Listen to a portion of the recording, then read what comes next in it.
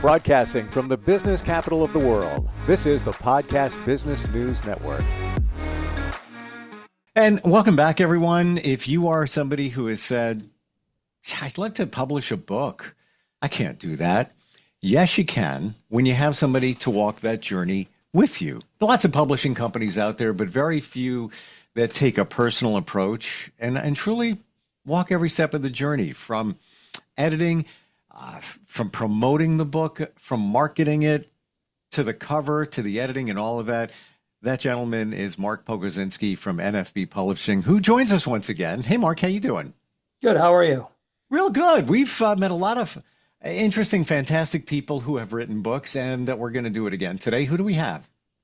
So we have Mr. Corey Allen, who wrote a memoir about his time as a Secret Service agent during the Obama administration. And rather than me talk about someone else's work, it'd be best that he talks about his own work. Beautiful. Corey, welcome. Good morning, and thank you for having me. Never met a Secret Service agent before. It's a first. No, you have. Wow. So many questions, even that in itself, as we look at those who are there to protect. What got you into that field? Before we even get into the book, I'm just, fascinated by that line of work. What even brought you there? Yeah, I was meandering about in my youth, looking for direction and discipline. I ended up going into the military, which made me realize I thrived in that environment. So then I came back home and ended up working for a police department in the community where I grew up. And then I finished my bachelor's degree, and I always knew I wanted to go federal. I felt my ceiling was a little bit limited within the sheriff's office community, promotional wise, and I just wanted to travel more. So I started applying to the FBI and the Secret Service. Secret Service picked me up first, sent me to Miami, and then that's what kicked off my federal law enforcement career. And of course, while I was in the Secret Service Academy, the FBI calls me, offers me a job, but at that point, the ship had already sailed. So I stuck with the Secret Service for about 10 years. Wow. Again, we're getting to the book in a moment, but just to give us the background on that particular line of work, what was the most challenging and fearful situation you've ever been in along the way? Does anything stand out for you? As far as a Secret Service agent? Exactly. Aside from being gay and a Secret Service agent and being fired and or not, the threat of being fired and being openly discriminated against, and having to live two lives, really, as a Secret Service agent, I had to hide who I was in order to succeed in that career at that time. But professionally, threat-wise, sorry, there's a cat in the background. Nothing jumps out at this point because we did at the time a really, really sound job it's layers of an onion is the best way to think of it, threat-wise. And so you have local police, you have security officers on the outside, and as you work your way in, then you get to the nucleus, which was us Secret Service agents, to make sure that those real threats don't get to us. Because if it ever got to me and I was assigned to Barack or Michelle, we've got real problems. And as we saw in Butler, Pennsylvania last year with the shooting of President Trump, complete and utter failures on that regard. So thankfully, nothing like that happened on my watch. Of course, now I get called to talk about those things for media companies, but I digress. So this book is really a personal account of your work as a Secret Service agent in the Obama administration, the things you encountered, the struggling, with you being gay, and like you just said, living two lives, discrimination. Walk us through that journey. Where do you want to begin with that? Man, it started early. As soon as I got to Miami field office is where I was originally assigned, fresh out of the gate, and they all knew, the high-level supervisors in that office knew I was gay before I ever stepped foot in the office, and I had no idea. So coming into it, I'm just hyper masculine, and it's law enforcement. That's just the arena that's in, and I'm not effeminate. I don't believe it in many ways. So it was easy to pass off, and that still happens to this day. People don't know, and that's fine. Who cares?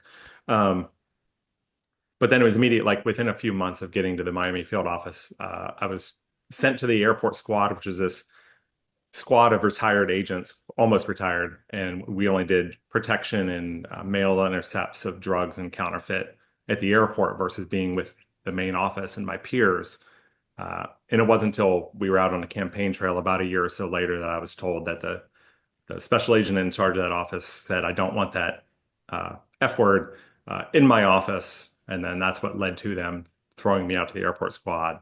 But as I only knew best, I had to hunker down, prove myself through my work, and prove them all wrong. And eventually I had a supervisor about a year later realize, oh, Corey's doing a really great job. I want to pull him back to the main office. I want him in my squad. And then thankfully that boss took a chance on me and I proved him right and had a knockout multi-million-dollar counterfeit case that was super complex, federally charged, prison sentence, and all that good stuff. So I just hunkered down as I had done from my military career forward of, okay, yeah, I'm gay, but that's not like everything there is about me. Like I'm gonna prove you wrong, and I did. And so it wasn't until Supreme Court started ruling in our favor 2013 and 2015 that I started to get more comfortable. And then I had protections, being on probation for 3.5 years as a Secret Service agent. You could be fired for any reason, straight up. And I didn't have those protections, but once I crossed over that 120 is what we called it, then I was like, okay, well, now you can't fire me because I'm gay if you find out about it. So then I started to relax a little bit. And when I got assigned to the Obamas, 2016, right as they were coming out of the White House, I was surrounded by amazing people, my peers, they became my family.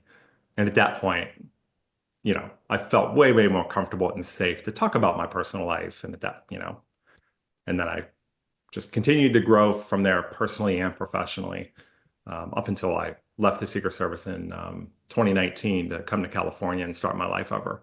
Wow. Nothing could ever prepare you for that. You wanted a job. You enjoy what you do. You picked that profession. And then it's almost like start all over again and proving yourself. You got the job for a reason because of who you are and your professionalism. And, up till that point, it was almost as if they set you back and then you had to prove yourself again to get back up there. Wow. How did you pilot through that? What gave you strength? What gave you strength? It just, is it just I'm going to prove them wrong. I don't care. I'm powering through. Yeah, and it's somewhat inherent in our community because we face the struggles that we do, and that's a blessing in disguise because we have that grit, we have that determination, because we're used to being, people don't give us the benefit of the doubt, and we just know we've got to prove ourselves a little bit harder than the rest. And I've done that all my career, and I continue to do that now as a supervisory special agent. I don't know, it just becomes kind of second nature for me. And I have my grandfather is my hero, my mentor, my idol, World War II, POW shut down over Germany, bronze medal recipient, and he was my everything growing up. And so I always had him in the back of my mind of, I'm going to do everything I can because of his legacy, make him proud. And he unfortunately passed in 2009. But still to this day, that plays a role in who I am and my identity and my work ethic. So I don't know, it just becomes part of who we are and working. I'm not saying everybody else doesn't work hard. They all absolutely work hard, but we've just got to go, it feels like just a little bit harder to make sure we prove our worth and that we're worthy of being here. The way you wrote this book, it's kind of with a positive twist, sometimes a little amusing as the story goes along. You could have taken it from a totally different direction. And yeah, it could have been, negativity along the way. And when I say negativity, I mean the challenges that you had to overcome. How did you develop that writing style? I have no idea. I'm gonna be honest. I'm not a writer by trade. I was a criminal justice major and a history major. And I don't know how that came to be, other than it's just my personality and, looking at these obstacles and always looking for a silver lining. I know it's cliche, but it's true. And even we have a toddler running around the house now, and the challenges that come with being a first-time parent, being a first-time parent in your 40s. Um, a lot of us can identify with that of just finding the positivity and trying to grow and learn from it because that's all we can do. I don't I don't live with regret. I don't live in the past. There's no benefit in doing that. We learn from it, we grow. We've just got to keep moving on. And that helps me do so. And so when I started writing, I was just trying to be authentic and writing the only way I knew how, which was through vulnerability, candidness, and hopefully a little bit of humor in there. I'm no Jerry Seinfeld, um, but I hope that's what came across. And I had a kid at 46. I get what you're saying. Uh, Right. No walk in the park. yeah, I look back and like, how did you pull that one off? I don't know. I had others before that, so first time, I don't know. That would have been maybe different at that age, but I don't know, maybe not. I don't know. Did you did you have fear in writing this book of how it would come out, or did you just I'm going all in. Well, this is it. Whatever happens, happens. No, there was absolutely a lot of fear. When I sat down and started writing it in 2019, I just moved to Fresno. I was living there by myself with my dog, and it was hot, blazing hot in summer. And I just sat down and just started writing. I was writing about 1,000 words per hour, which is the tempo I still maintain to this day. Um, and I just letting the thoughts flow, letting it come naturally. But also I was hyper aware that because of NDAs, I can't like trash talk the Obamas, and I never would anyway. Mm. I can't go into depth about what I saw in the 2016 campaign or 2012 campaign. The dirt that we carry around is just because you're privy to that information, but that's also sacred to the organization itself and my peers who still do this work today. And so as I was writing, I was super aware that I was not going to make this a Secret Service tell-all. That is not at all what I wanted it to be, or thankfully it didn't come out that way. So yeah, there was a whole lot of fear in making sure I was going about this the right way because I didn't want to end up getting sued by anybody, one of our former protectees, or the Secret Service itself, or DHS. Um, and also, is this going to tank my career moving forward? Because I'm still in the profession to this day. So yeah, I was terrified that what's this going to do to me? But I just was like, okay, this can help somebody else. Because in writing it, Mm. it was so cathartic for me, and I was crying at times while I worked through trauma in my own past, into realizing, okay, this can probably help somebody else. And then Mark comes along and thankfully gives me a yes and the green light, to like help get this word out. And so I just said, screw it, we're going to roll with it and see what happens. And thankfully, it's worked out. Um, on the campaign trail or in your career, but I'm going to be honest, I'm focusing, on that situation. No details whatsoever. But you personally, were there some things that you had to deal with? And I don't mean the president personally or anything like that, just broadly. Were there some things where you looked and like, I this took my breath away. I can't believe this is happening. Just scenarios. Yeah. Yeah, Yeah, without question, there was um, just stuff going on, and knowing I could not say a word about it. sure. I couldn't write about it. I couldn't email it. I couldn't text it. And just knowing, because you bear witness, you're witnessing history in the making almost every day of your lives. Pope coming in town, I protected him and doing those advances, and the national security special events when Trump was inaugurated, and of course throughout the campaign with he and Hillary. Yeah, you see a lot, and you just you can't go home and tell your spouse. You can't, Right. because they're going to get on social media, and that's just the line of work. And you might get back and you cut up with your fellow agents and be like, hey, I know you saw that, right? Mm. But Well, at the did end you of the ever day, feel that your personal security, and it comes with the job, I understand, but did you come to that point where you felt like your personal security was threatened, but you just rolling with it?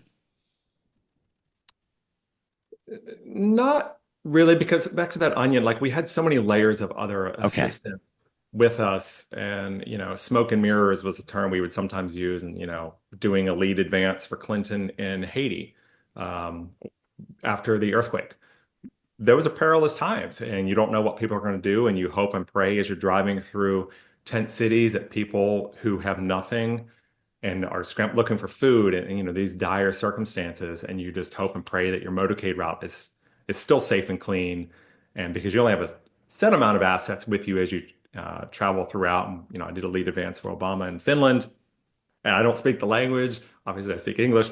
Of just hoping and praying that your counterparts are doing what they say they're going to be doing, and Wow. all that falls into place. And there is luck. Of course, the Secret Service does stellar work, but there's also a little bit of luck involved that, we're human. And you just hope that everybody else is doing what they have to be doing, Right. or you're going Wow. to make international news for all the wrong reasons. Amazing. Mark, you got this book. What was your first thought when you looked at the manuscript or even just the idea? Well, you hear Corey talk about it, the tremendous weight of the job, like these monumental historical things that he's doing while going through an intensely personal situation at the same time. And I love the fact that he used the term grit, and that despite everything he had to go through, the prejudice, being called out for just being who he was, but also carrying the weight of protection, and all these incredibly heavy things that you set your jaw, you grit your teeth, and you get it done. And I think that that is a core value of the book. Um, it's a fantastic story about an individual who does historically impressive things, but also goes through an intensely personal experience. And I like we've talked about it before, the catharsis of writing a book, of getting out all your emotions on the page. And if you do that correctly, other people are going to respond to it. Other Mm. people are going to have the exact same reaction. And I think with Corey's book, we've seen that multiple occasions. So that's what spoke to me. Like here's this historical person working in these historical events, these huge names, most powerful people on the planet, and yet this individual is going through what they're going through at the same time, and they get the job done, and they come out on the other side, and it's quite brilliant. There's many themes in this book, especially let's say you were younger, you got bullied. Maybe you weren't gay, but you can relate to not fitting in at the hands of somebody else for no reason whatsoever. I feel there's some relatability for all of us in this book. I feel many of us have been in certain situations. Again, yours is especially in this job, and just the fact that you had to keep some things secret about your personal life, and you are a Secret Service agent. At what point did you decide I got to start my life over? When you left that position with the Secret Service, did you feel that, that was good? That was my past. It was a wonderful opportunity. Most people don't even come close to anything like that in terms of their job. But did you feel clean slate now once you left? Yeah, it was not a decision I took lightly, and I fought with it for several years. So I ended up back to just a little bit of when my now ex-husband and I, there was an admission that he didn't want children. And we were going through adoption process, updating paperwork when I was then living in DC. And so that to me was the straw that, okay, this was always a deal breaker for me. And we were 10 years in a relationship. And at that point, I became married to my job, and I started traveling 3 years straight of like 30 trips a year with the Obamas, and like this insane tempo because I buried myself in my work. And so I just knew if I'm going to start over, if I'm going to achieve this ultimate goal of having a family, I can't keep doing this. There's just no feasible way. Mm. And so eventually I got a job offer in Fresno with the US Treasury Department in 2019, or I guess tail end of 2018 is when I got the offer. And I just knew, no, do I want to move to Fresno? No. But at the time, it was the only offer. And I said, I've got to take, it's my only chance. It's my only out. I've got to go and just see what happens. And so Mm. I pulled up, and I didn't know a soul, and drove across the country with the dog and just started over. And because that ultimate goal of having a family was always something I was just unwilling to settle for not doing that. And though it took me up until June of last year to have our first child, 100% worth it. And I'm still in close touch with my former peers. I actually saw them and met with Obama here in San Francisco just a couple of months ago. It's this picture behind my is very recent. So I still keep in contact with them, and they all know about the book. And I was super exhaled a lot after they read it and they gave me their honest feedback. Like, wow, you did a really great job of like protecting the core of like the Secret Service, and you didn't. It's not a tell-all, and you did it so well. And that was like the highest of compliments I could receive is from my peers because they're the ones who can call you out. And so, They know. yeah. Yeah. Your title, the title of the book says it all, Breaking Free. You broke free from that life, that situation, because it didn't serve and support you anymore. I admire you. You have a lot of courage. First of all, to be in the Secret Service, that takes, you know, piles of courage right there. But also to get to a point, your life, your standards, this is what I want. And I'm going to leave this behind, even though this was great in some regards. And just to start all over with, with your dog and a new job. There's a lot there in that book too, to really understand that, you made that change. You could have stayed with the Secret Service if you wanted. Is that right? Oh yeah, yeah. I was set to rotate to Trump's detail that fall. I would have stayed without a question. I wouldn't have just quit. Had enough, got the job offer, but then thankfully that didn't happen because I wouldn't have my family.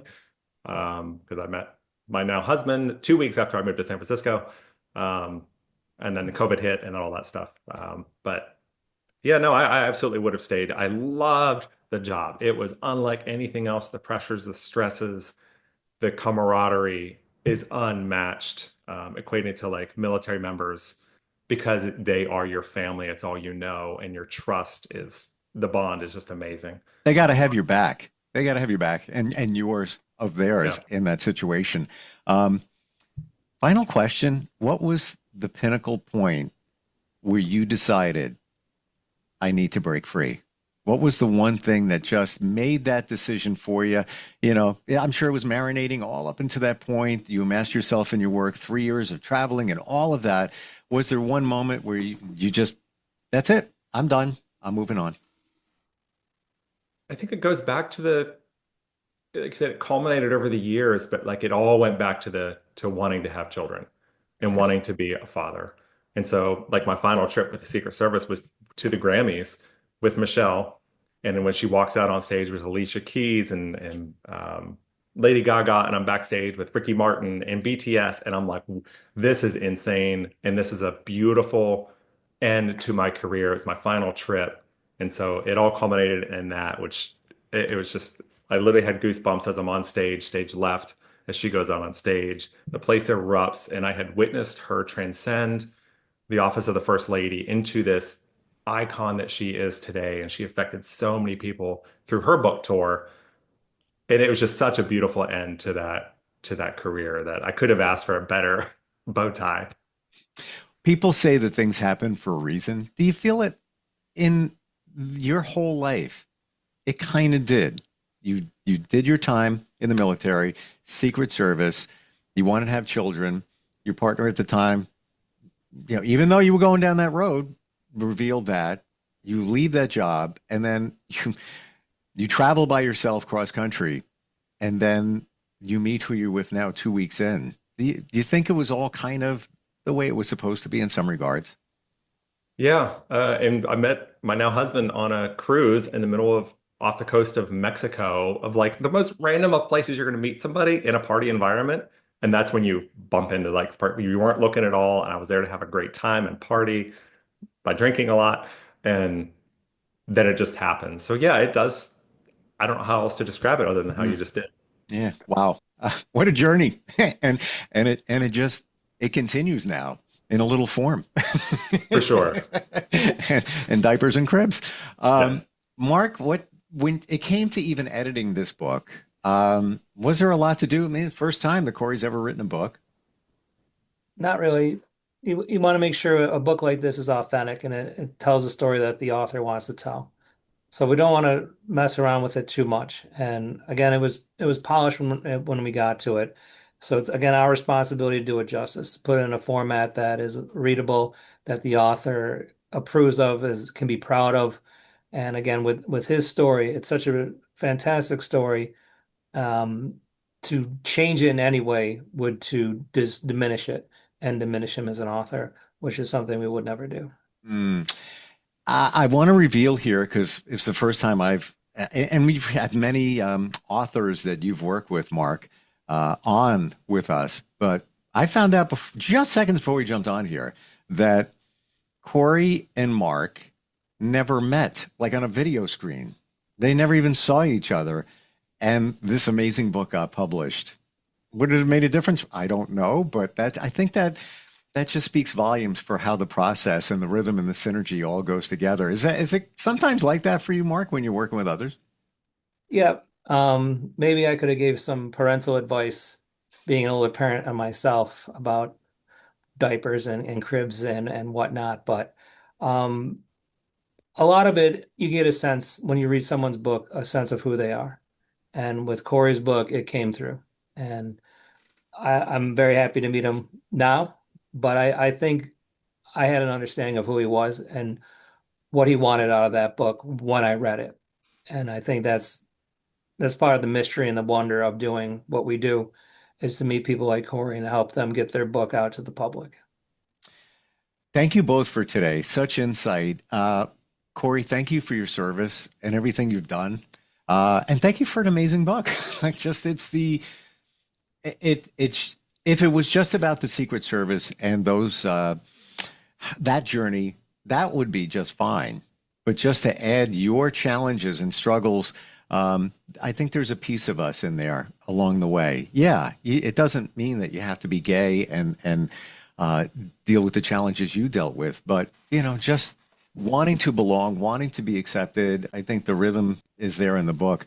Final thought here today, as a new parent, and you hear this all the time, and everybody always said this to me, but savor every moment. It's true. I mean, this is my daughter. Just came up in a Facebook memory with a protein bar all over her face, and it was like yesterday, but you barely even remember it. So yeah, every moment. And I'm sure, Mark, you got kids too. It's such a cliche like that. Amazing. 15, 17, 20 years can go by just like that. Years are short, but the days are long. I'm not going to forget that. Thank you both for today. Check it out, nfbpublishing.com. Details on Corey's book, and also if you want to become published. Both of you, thank you for today. Really appreciate it. Thank you. Thanks, Steve. Thank you. We'll be right back.